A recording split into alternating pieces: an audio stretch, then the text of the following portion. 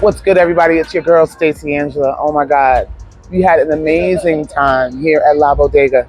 Stay Magazine wants to thank you. We have some amazing footage with tons of folks that we interview, which is going to give you nuggets of information. You know, I always want my people to get information and be able to use it and go off with it. You know, so I just want to thank you so much.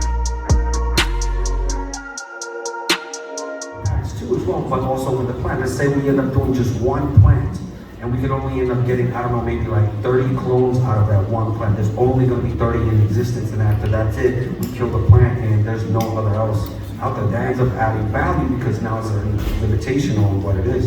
And it is true, from each grower, it does actually change its actual like morphology, and it's, you have to think about it as like evolution, right? And we're actually speeding it up indoors with the life's actual cycle and stuff too. So you can end up actually altering it, and each one here can end up having the same exact plant, cut it from this like that, and everybody grow it exactly differently. Like, it's so wild, but it's just because of the environmental effects too. What's good, everybody? This is the fabulous designer of color schemes, Miss Rep, and I have the pleasure of seeing her during the amazing NFT NYC, which has everybody going here, there, and everywhere. The events are amazing, and especially here at La Bodega, in celebration of Pigeons of New York and their brand. And we also have a number of other vendors that are doing some cool things. Today we're speaking with Miss Rep. I wanted to chat with her, especially this being Stay Magazine being a music that's fashion, art, music, and lifestyle. I want to chat with her about her brand and how it works within the NFT space for those who also have minds and interested in getting involved in the NFT space. Hi, Miss Rep. Hi, how are you? I'm good. I'm good. So tell us about who you are.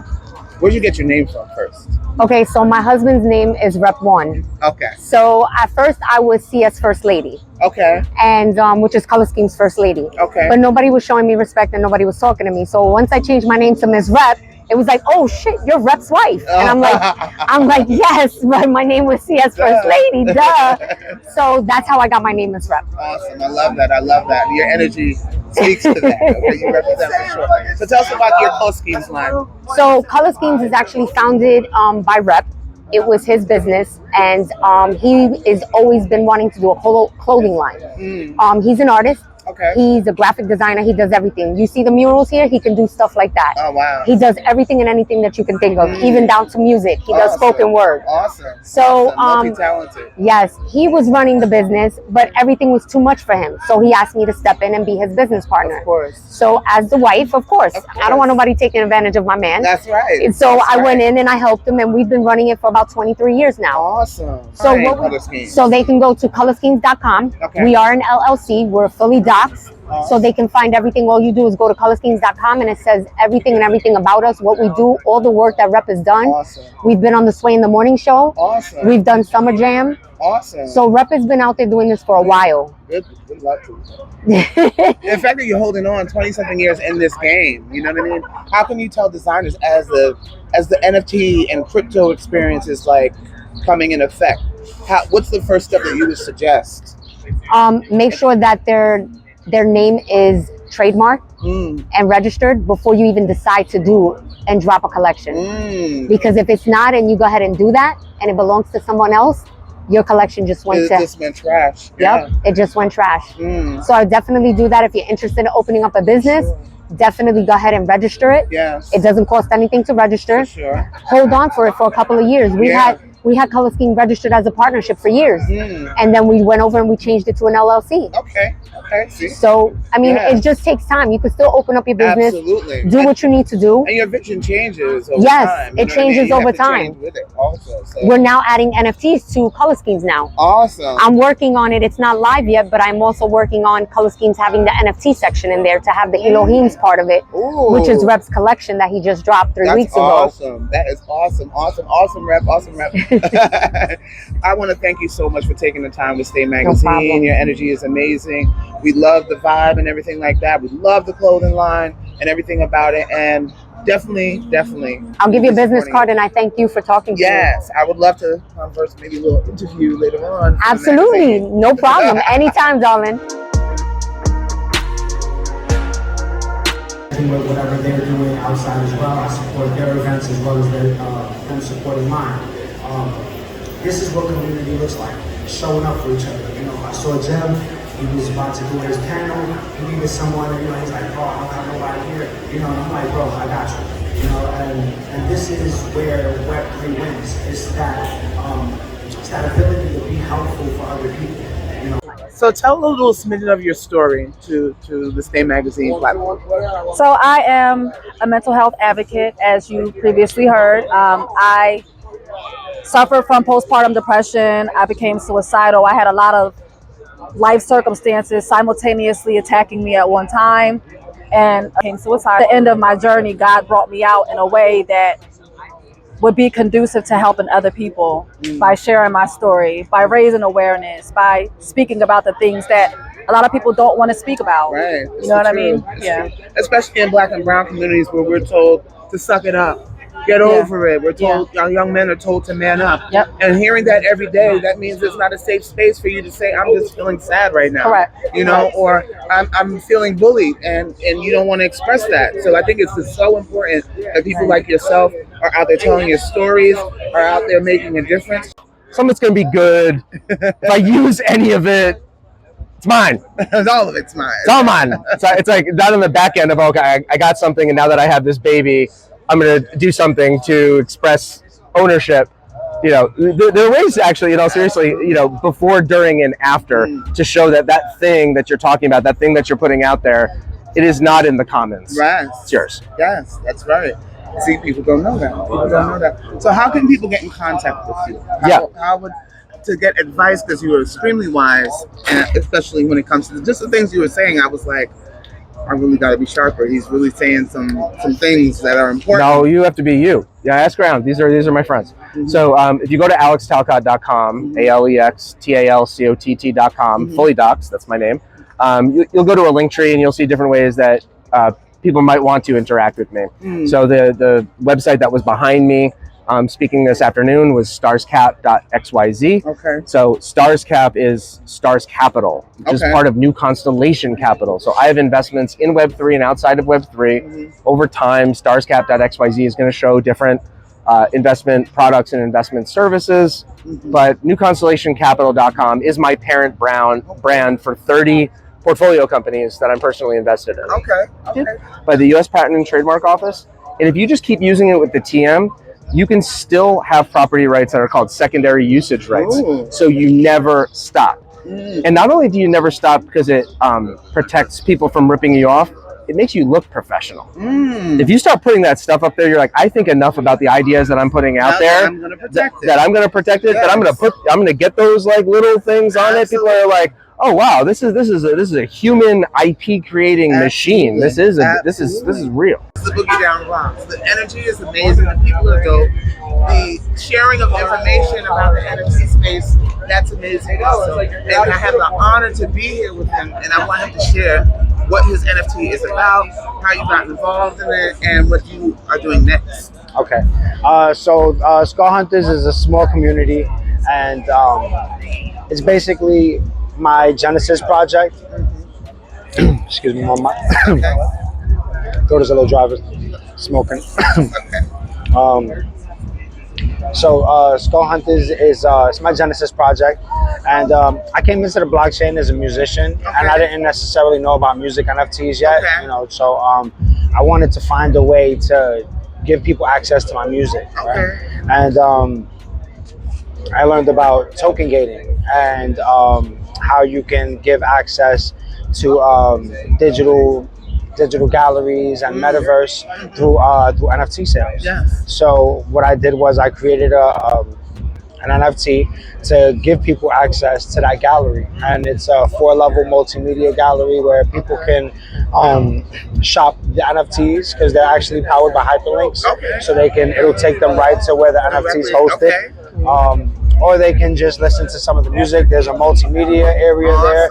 They can watch music videos. So many things. Yes, and just giving them a user experience. Because I feel like with NFT projects, it's really about giving the holders a level of value, whether it's through IRL events or an experience. And creating a digital experience has worked for us. So, for people who don't know, tell them about what an NFT is. What is it? So an NFT is a non-fungible token, and what that just means is it's fancy for an asset that's backed by metadata. And that asset can be a photo, a JPEG. It could be a music video. It could be a song. It could be a photograph. It could be anything. Yeah. And that asset is backed by metadata. Basically, who put it on the blockchain, when it was created, the price that it was listed for, when it sold, and with that metadata, we have a fair art market where now I can see what something is being sold for because the information lives on the blockchain, and I don't have to worry about speaking to an appraiser or an authenticator because the information is authenticated by the blockchain. And we have Jonty here, and I want to chat with you some more about what you do. So this is Jonty. Hi, Jonty. How are you? I'm blessed. It's good to be here. Okay. So tell us a little bit about who you are and what you do. I'm a recovering MC. I come from basically Asbury Park, New Jersey, and I had a long bout with substance abuse, and now I use my music as a vehicle to pretty much influence a lot of people that, you know, that doesn't have to be the last road that you take. You know what I'm saying? You can turn it all around because I'm living proof of that. You know what I'm saying? With the opioid epidemic, I was at the worst of it. And I got introduced to this technology with the NFT space through my brother, who basically took me off the streets, had me living with him in his facility. And he was like, bro, this is something that you can get into. And from there, we started to develop different projects. We started with the Wallet Monsters, which is like an NFT game where you can pretty much take your NFT, which is a monster, you can feed it, you can train it, you can raise it, you can battle it. Like essentially like the Pokemon game, but now we're taking it onto the blockchain. We took it on across multiple different blockchains, and we've got a lot of functionality. We got a whole ecosystem built around it. And then on the music front, I was just reached out to by musicfeast.io, which is set up by Everyone Eats Entertainment. And Everyone Eats Entertainment has set up a platform which is called musicfeast.io, where the artists can take their single and build an entire community around it. So now somebody gets the song NFT, right? Now that creates an opening to whereas you have now access to me. If you get my NFT, you have access to me and my community on the Discord. If you go up to the next tier, you're able to actually earn a percentage of the royalties. And all the working mechanics basically give the artists and the supporters an ability to make some money all together. Like Everyone Eats Entertainment. Yeah, and that's what they're trying to do. Well, not trying, that's what we are doing. You know, we just launched last week. We got DJ Who Kid. He's one of the members of our community. He has an artist that's part of the platform. And we got a lot of big things coming real soon. Like a lot of different moving parts are put into place, and now it's time to start putting the word out there. Absolutely. Get that grind on. Yeah, man. Now, huh? Yeah, man. Yeah. Awesome. So how can people get in contact with you? You can follow me on social media, MC_Jonty on Instagram, or on Twitter, MC Jonty. That's JONTI. And just reach out, man. We always looking to build with like minds. If you got a project you're trying to work on and you're trying to bring it to life, we got developers on the team, and we can pretty much build anything. Like you can literally create an ecosystem around your entire project. You know what I'm saying? Any moving parts, tokenomics that you want to get involved. Like we're getting big into the gaming field. Like we want to create an entire world, like a little Grand Theft Auto style, where people can actually move around, earn different stuff. Like you can sit there and put the value of different tokens into the merchandise that you're carrying. That's dope. And somebody could actually rob you for it. Oh wow. And then I got my first venture because at first I was like, I can't get involved in everything else. Like I was on Clubhouse, I was doing this, I was doing that. But what I found so amazing was the fact that you could use your fashion and turn that into an NFT space. And I did a Metaverse Fashion Week, which was like super dope to be able to see the moving imagery in a whole environment, see the imagery someplace else, and then click on the button and it goes right to all your social media platforms. It blew my mind. Yeah, and then like with fashion, when it comes to with Music Feast, the platform for the artists, what we're gonna do with basically merchandise. So say we got t-shirts, right? So now we're gonna create a limited amount of tokens that give you access to have that t-shirt. So now you'll get the t-shirt once you burn the token, it gets mailed to whatever address you registered.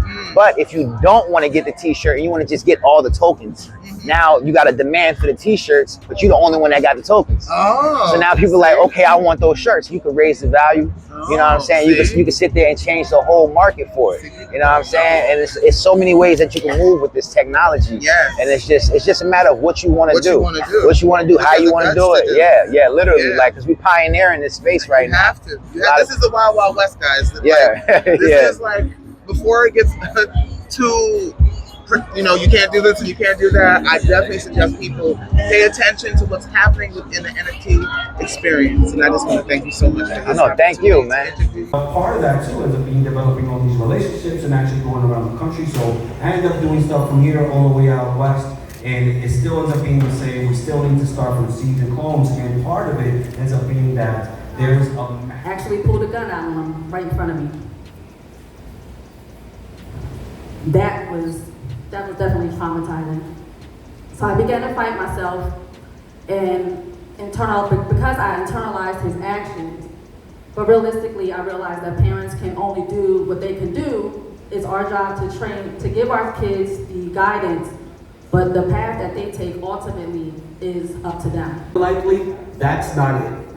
And that's a fact. That's a naturally known thing, that the rename game or the rebag game is 100% live and kicking, and most people are sold the bag with fake shit in it. Well, part of the problem ends up being about authentication, and this is where the NFTs and gene traders come in. We actually just started being part of a new site called nfseeds.io, which actually makes sure that they're getting, along with the purchase of it, you automatically get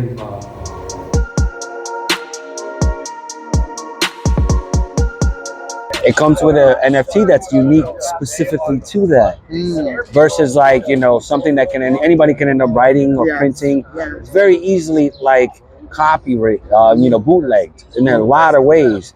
But something that somebody ended up coming out and dealing with, like a property, intellectual property or contracts. So important. Very important. As a designer, in the beginning of my career, having designed stolen, that challenge is wild. Oop, get my little baby out. She's a little. So. Gene trader. Right. That's fire. So the thing, what separates this from another plant? I mean, I could just.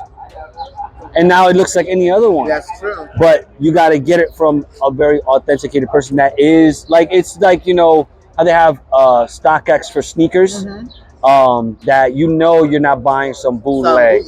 Yeah. You're buying the original. So that's what we end up providing. And especially with people like racing things, you know what I mean? Like, it's important to get, like, I feel more organic at this time, and having that assurance that it's genuine, So organic tastes better.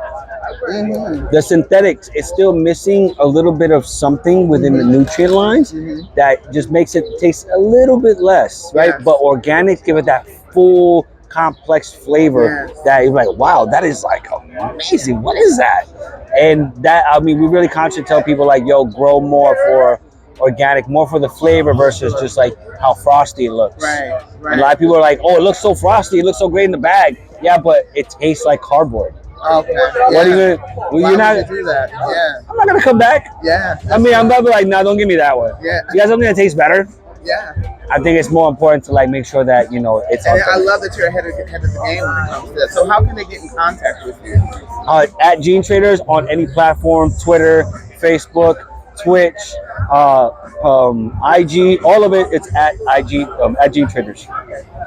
Thank you so much. I walked in hearing you speak. I was totally impressed, inspired. Like, maybe I need to think about that a little bit more. Listen, I've been thinking about the whole growing market. You know what I mean? In the Caribbean. I'm Jamaican, so I have some plans on any type of show. Hey, listen, it's the equatorials. What we call equatorials are the ones that end up being naturally evolved around the equator, which end up including Jamaica, of course. They contain a bit of like different type of like cannabinoids and like that end up being found in only specific places around the planet. And it's always near the equator. The Congolese types, they end up being in the equator. Thailand end up being in the equator. So is Hawaii, Jamaica. It's always within that, like that carries something very unique. But it's a little bit, you got to have more patience with them. They're longer flowering times, but the reward is so much better. People always want to get there fast, but like patience. She's gonna do her thing. Yeah, she is. Oh, so here's a very interesting fact before I go. It's not actually a weed. It's not related to the weed, like as far as plants go, to the weed family. It's actually, they call it a weed because back in the day, they used to grow a lot of hemp all across the country until like about the 1930s, right? I use that to make my swimsuits. Right. So when they made it illegal, they stopped growing it, but it just kept coming back every year like a weed. But it's not actually a weed. See, I didn't know that. It's actually closer to like hops and stuff like that too. So yeah, so that's how it got its name. But a lot of things with this industry, it's like nicknames and people don't know that. I didn't know that. I had no idea. All nicknames. Thank you. Appreciate you. I want to thank you also to Kendria for everything that she's done. This event was amazing at La Bodega, the speakers, everything. Just wait till you see everything we have coming for you in 2023. Peace and love. This is Stay Magazine, fashion, art, music, and lifestyle.